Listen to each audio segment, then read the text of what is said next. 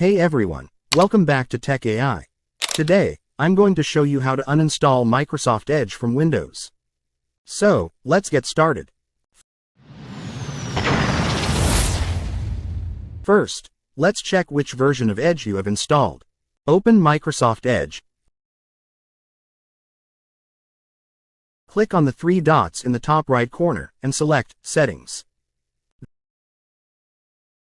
Then, go to About Microsoft Edge. This will show you the current version you're running. To uninstall Microsoft Edge, we need to use the command prompt. Click on the Start menu, type CMD, and then right-click on Command Prompt, and select Run as Administrator. Next, navigate to the Edge installation folder. Type the following command in the command prompt and press Enter. cd% program files, x86%, Microsoft Edge, application, 125.0.2535.92, installer. Replace 125.0.2535.92 with your Edge version number. Now, type the following command to uninstall Edge.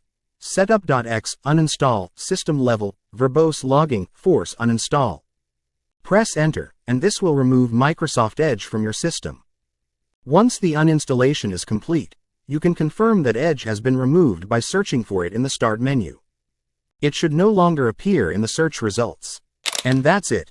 Now you know how to uninstall Microsoft Edge from Windows. If you found this video helpful, please give it a thumbs up and consider subscribing to our channel for more useful tutorials. Also, let me know in the comments if there are any other topics you'd like me to cover. Thanks for watching, and I'll see you in the next video.